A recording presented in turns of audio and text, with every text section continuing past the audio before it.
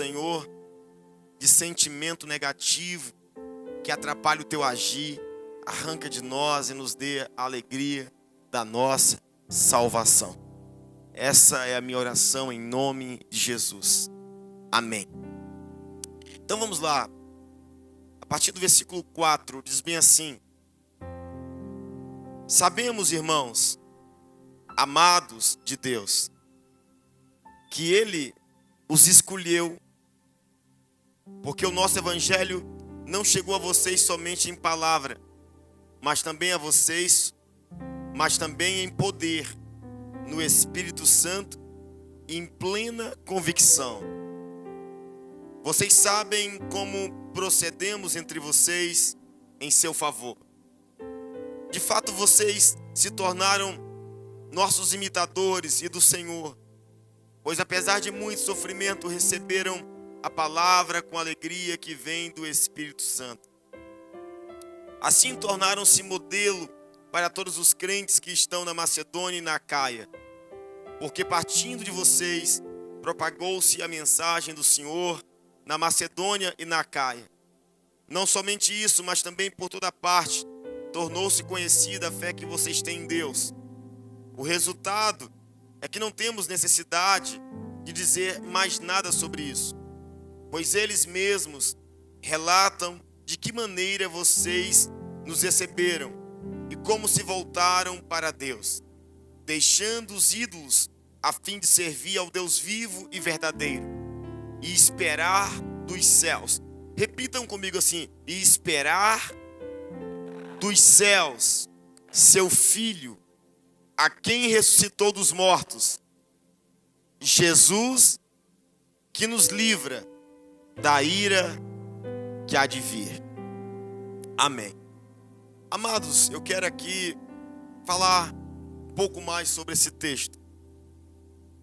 Nós falamos nas mensagens anteriores que Paulo fundou essa igreja em Tessalônica na sua segunda viagem missionária. Ele passou por ali, pregou o evangelho e ganhou vidas para Jesus. Mas pelas perseguições que se aumentavam naquele tempo, Paulo foi obrigado a sair da cidade com muita pressa.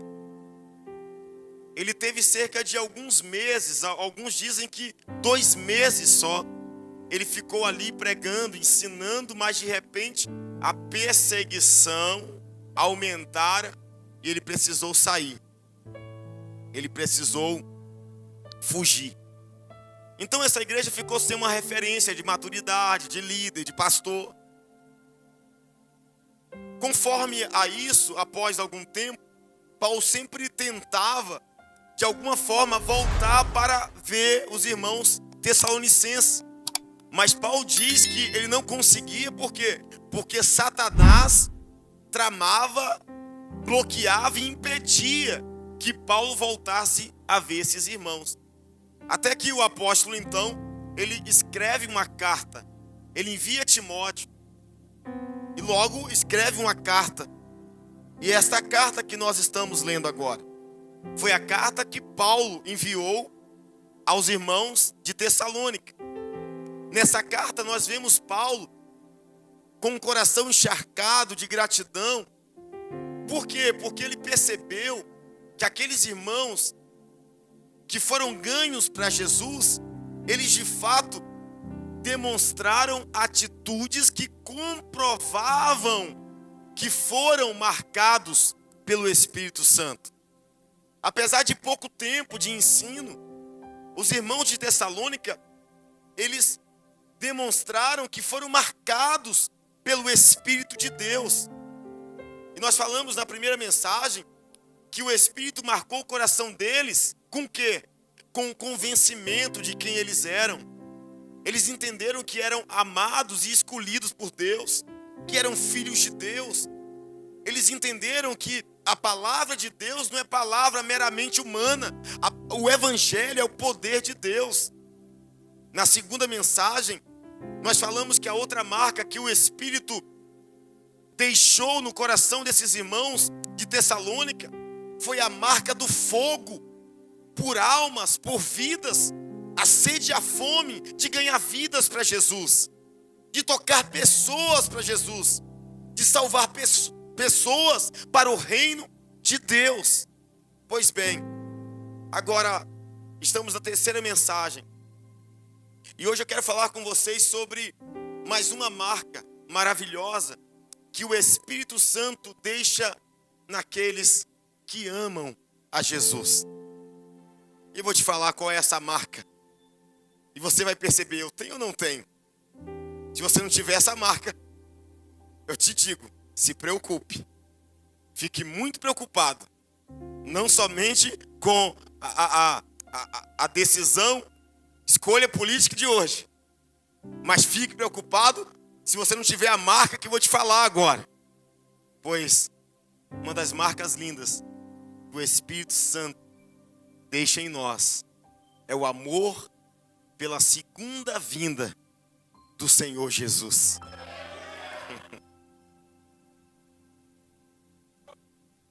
Falta pouco. Amados irmãos, você já sentiu, você sente, você tem sentido seu coração queimar pela volta de Cristo? Você está esperando mais ficar rico ou viver a eternidade com Deus?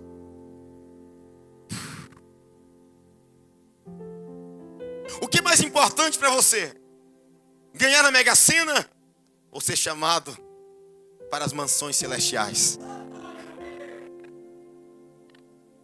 Todos aqueles que um dia foram marcados de verdade pelo amigo Espírito Santo, eles são apaixonados pela vinda do Messias. Eles são apaixonados. Não tem quando você se apaixona por alguém, você começa a namorar, o coração bate, você quer estar com essa pessoa, você quer estar tanto com essa pessoa que você quer casar. Para quê? Para poder morar junto. E depois descobre que não era muito assim, tá? Mas fica bom com o tempo. Fica melhor ainda com mais tempo. Mas a volta de Jesus precisa queimar o nosso coração. A gente está preocupado com tanta coisa. Alguns perguntam, qual será o dia que Jesus vai voltar? Ei, não se preocupe com o dia. Nós não mandamos, não controlamos o relógio de Deus, o kairos de Deus, o tempo de Deus. Não se preocupe quando ele vai voltar. Só se preocupe o seguinte: primeira certeza, ele vai voltar. Então se preocupe se você vai subir. No palco da escatologia, como diz meu reverendo pastor Jorge Stutz, no palco da escatologia bíblica, nós estamos vivendo os últimos dias na terra. Quando pegamos esta carta, primeira carta e segunda carta aos Tessalonicenses, nós temos aqui vários assuntos tratados pelo apóstolo Paulo. Mas o tema mais enfatizado, mas o tema mais predominante nas duas cartas, sabe qual é? Escatologia, a segunda vinda de Jesus. Alguns chamam as duas cartas aos Tessalonicenses de cartas escatológicas. Por quê? Porque elas tratam do tempo do fim. Hoje eu quero te mostrar algumas características de alguém, de um crente que verdadeiramente fora marcado pelo Espírito Santo e por isso ama a segunda vinda de Jesus. Primeira marca, presta atenção. Quem é marcado pelo Espírito Santo precisa aprender a esperar a segunda vinda do Senhor. Você foi batizado com o Espírito Santo? Você tem relacionamento com o Espírito de Deus? Então você precisa aprender a esperar com paciência a segunda vinda do Messias. Se você não está esperando Jesus voltar, você está servindo o Jesus errado. Você está na igreja errada. Você crê no Deus errado. Você lê a Bíblia errada ou entende errado.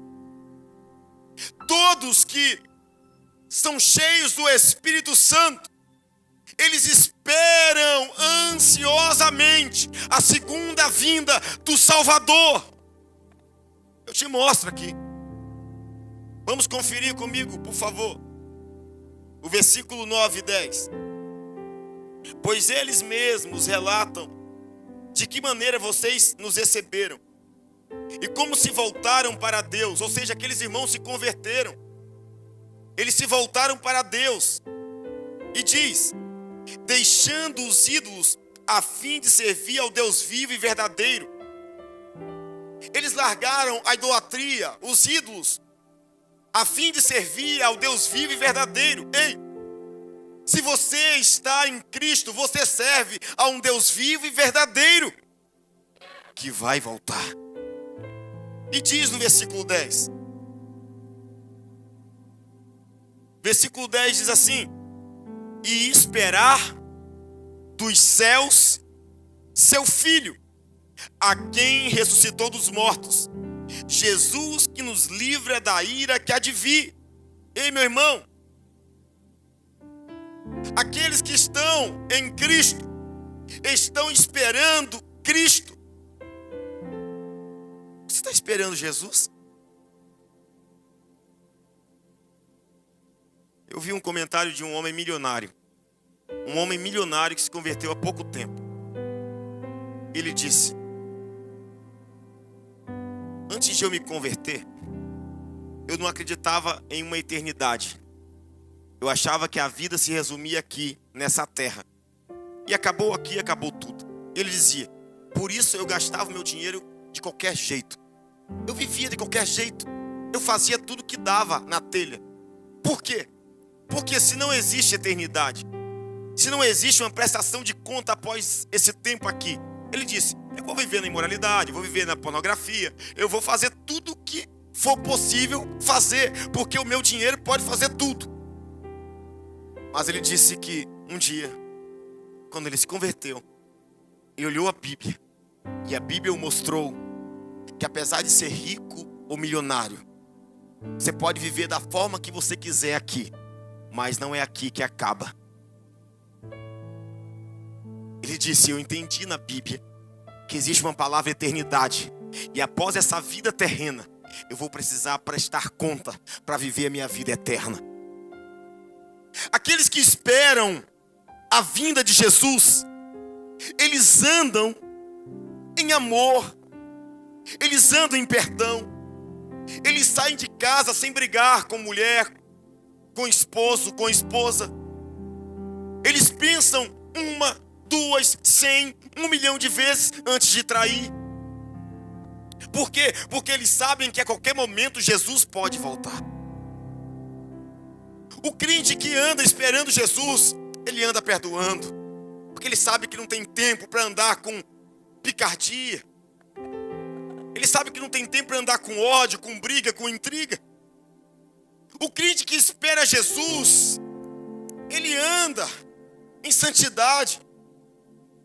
Ele sabe que a pornografia é tentadora, mas ele sabe que a qualquer momento ele pode estar olhando aquela pornografia e Jesus voltar naquele momento.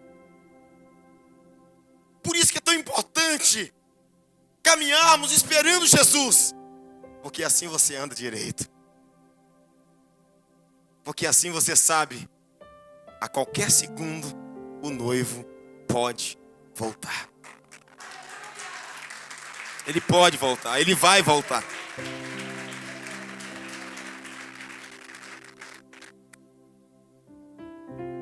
Somente em Cristo recebemos livramento da ira vindoura. Está escrito aí, gente, ó, verso 10, ó. E esperar dos céus seu Filho, a quem ressuscitou dos mortos, Jesus, que nos livra da ira que há de vir. Ei, quando você espera Jesus dos céus, você está falando: eu espero o Senhor voltar. Porque só Ele pode me livrar da ira vindoura. Ou seja, é o que o cara milionário disse. Aqui na terra eu posso viver do jeito que eu quero. Mas quem vai decidir a minha vida com um pai ou sem um pai é o Senhor Jesus. Essa carta, ela nos ensina a esperar por Jesus. Você vai conferir que essa carta, a primeira carta aos Tessalonicenses, tem 5 capítulos. E em cada capítulo, nos últimos versículos, falam sobre a segunda vinda de Jesus. No primeiro capítulo, nós vimos aqui, precisamos esperar por Jesus. Agora, no segundo capítulo, na parte do segundo capítulo, qual o conselho que nós temos? Versículo 19 e 20, vamos ler. Versículo 19 e 20. Capítulo 2, versículo 19 e 20. Diz assim: pois quem é a nossa esperança, alegria ou coroa que nos gloriamos perante o Senhor Jesus na sua vinda?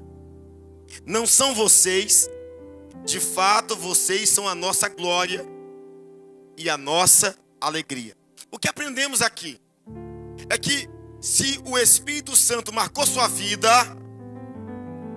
você agora se conscientiza que ganhar pessoas, ganhar vidas, ganhar almas para Jesus é um motivo de grande honra. Se nós estamos esperando Jesus voltar, escute bem, nós temos que esperar Ele voltar, ganhando outras vidas, ensinando outras vidas a também esperarem Jesus retornar. Sabe o que o Senhor Jesus não quer? Ele não quer que você pense em salvação só para si. Por quê, pastor? Porque se você precisa de salvação, se eu preciso de salvação, ou seja, perdão dos pecados, será que o meu próximo também não precisa? Será que meu pai também não precisa? Será que os meus pais não precisam? Será que os meus amigos não precisam? Será que os meus familiares não precisam? Será que os meus vizinhos não precisam? Não pense em salvação por si só.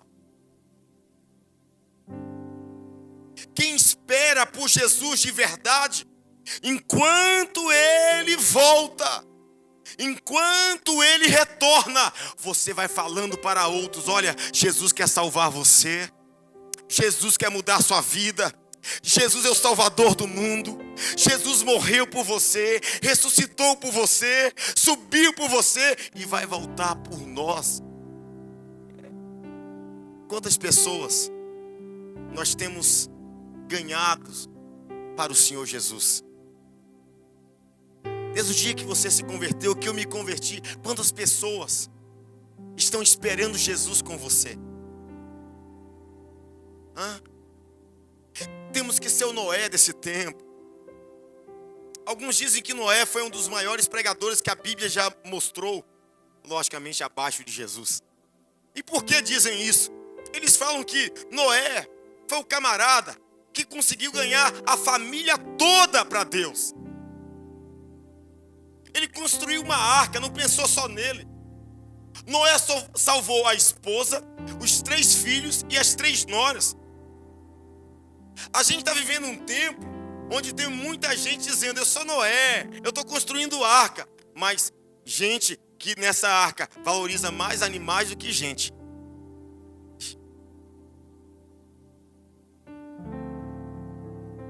Para muitos Noés de hoje, a arca vai ficar cheia de animal mesmo. Um dia,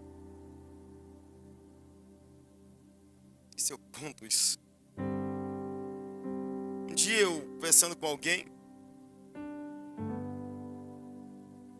e eu conheço, né, assim.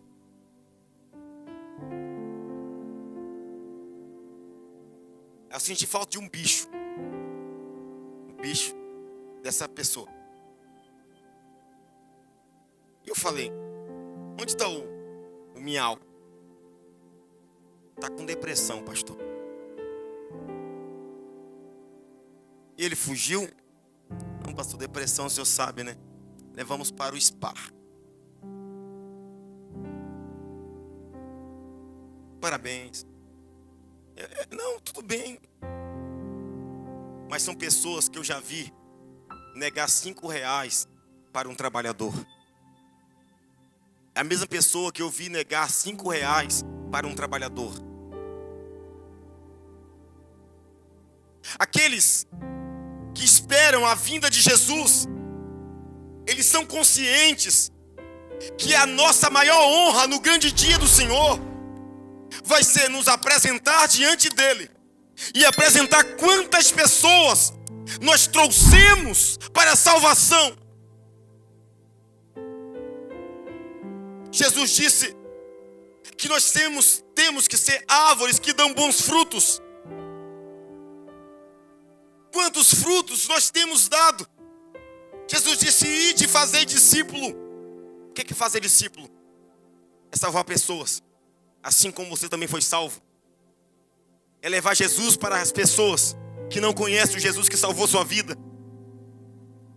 É estranho porque a gente está no século 21. A gente olha ainda na igreja, muitas cadeiras de vez em quando vazias. Isso só diz uma coisa a nosso respeito: certamente não estamos fazendo nossa parte como deveria plenamente. Às vezes fazemos eventos na igreja para crente, e crente que nem valoriza. Vamos fazer um evento, agora tem um Eu Mais Um. Boa. Eu Mais Um, sábado. Jejuei 40 dias por uma vida. Falei para os irmãos, nós ganhamos uma família toda para Jesus. Ganhamos uma família toda. Ganhamos esposo, esposa, filhos. Até um filho que estava na prisão, ganhamos a prisão para Jesus. 40 dias orando, jejuando por uma família. E eu falei para vocês, como pastor de vocês, ore, jejue por pessoas 40 dias. Alguns nem me ouviram.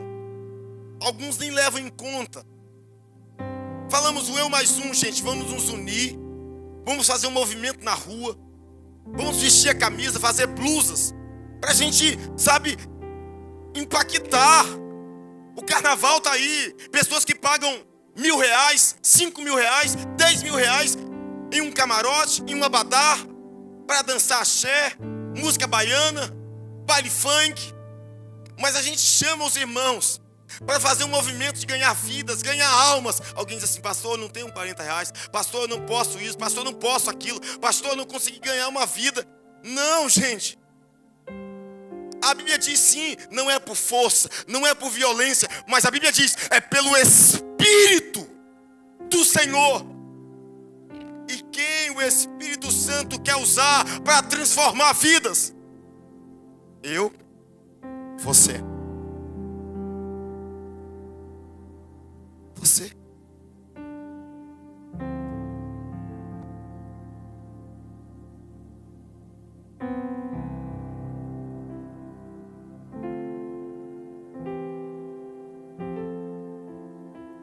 Glória a Deus. Nós precisamos amar vidas. Presta atenção, vamos ler o versículo 19 e 20 do capítulo 2. Diz bem assim, olha só a leitura. Pois quem é a nossa esperança? Quem é a nossa alegria ou coroa? Em que nos gloriamos perante o Senhor Jesus na sua vinda? Ou seja, o que Paulo está perguntando: que recompensa nós teremos? Se nós somos cristãos, qual é a nossa maior alegria? Qual é a nossa maior alegria? A pastora comentou, a gente entrou num culto. E um culto que, dependendo da informação que nós tivermos, pode trazer tristeza ou alegria. Isso é um péssimo sinal, lógico que é. Por quê? Porque muitas vezes a nossa alegria como crente estão nas coisas que acontecem externamente. Entende? Não, alguns dizem, eu vou ser muito feliz se meu marido me amar. Eu vou ser muito feliz se a minha esposa me amar. Eu vou ser muito feliz se meu filho aceitar Jesus. Bacana, isso já ficou legal. A nossa alegria verdadeira não está naquilo que acontece por fora, mas no que o Espírito produziu por dentro de nós.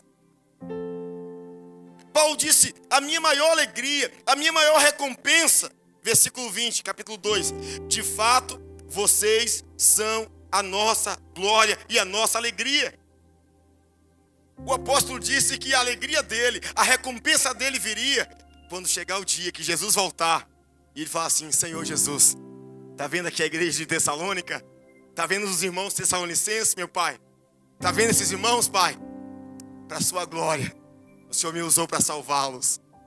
Para a sua glória, eu ensinei eles o Evangelho. Essa é a maior recompensa que podemos ter, meus irmãos. Eu te falo, pastor, eu achei que a igreja trabalhava mais com dinheiro. Você está na igreja errada. Mamon não é o meu Deus. O meu Deus é Jesus Cristo. O meu Deus não morreu para me dar dinheiro. O meu Deus morreu na cruz para salvar a minha vida. Em Mateus 1:21, quando Maria gera Jesus Cristo pelo Espírito, José queria abandoná-la secretamente. O anjo do Senhor apareceu a José e disse assim: José, não abandone Maria, porque o que nela está sendo gerado é do Espírito Santo, e ela dará à luz um filho, e você dará o nome a esse menino de Jesus, porque ele salvará o seu povo dos seus pecados. Jesus veio para arrancar as chaves da morte da mão de Satanás.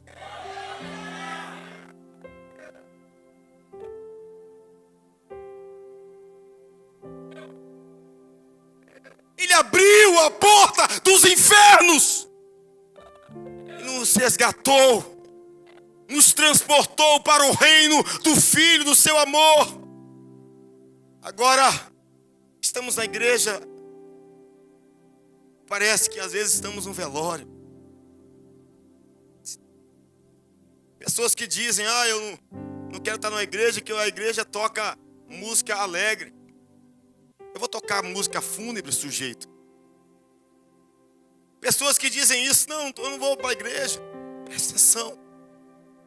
A igreja é o lugar de alegria.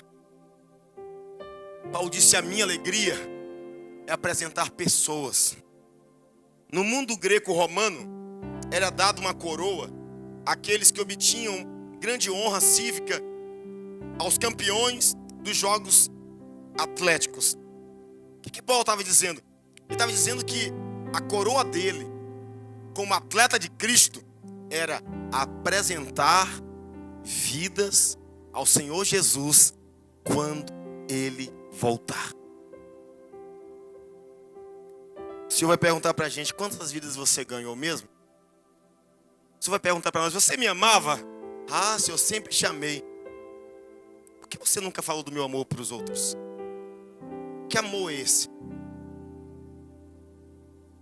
Quem ama fala. Quem ama atrai.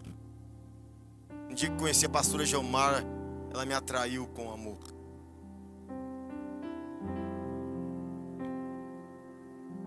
Larguei tudo, irmão. Larguei a Bahia.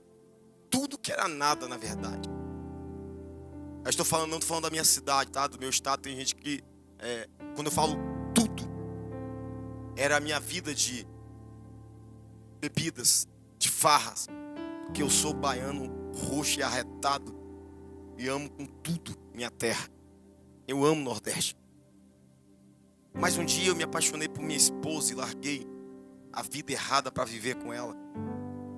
E quando você ama alguém, olhem para cá, por favor. Quando você ama alguém, que você casa, qual a demonstração do amor? Gerar filhos. Eu tenho 2 filhos, sabe por quê? Porque eu gerei pelo meu amor por ela. Quem ama Jesus, gera filhos com Ele. Aleluia. Quem ama Jesus, gera filhos com Ele. Tem que gerar vidas, gerar alma. Crente gera vidas, gera ambiente de salvação.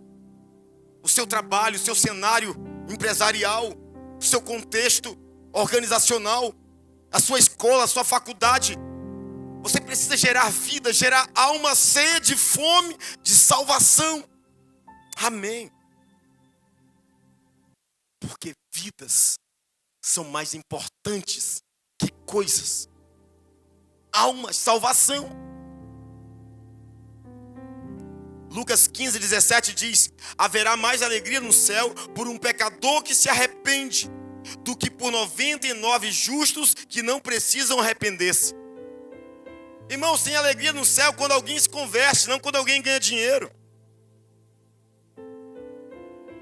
Se acabar o culto, você levantar a mão para receber Jesus, irmão, eita menino, é fogos no céu, carruagem de fogo.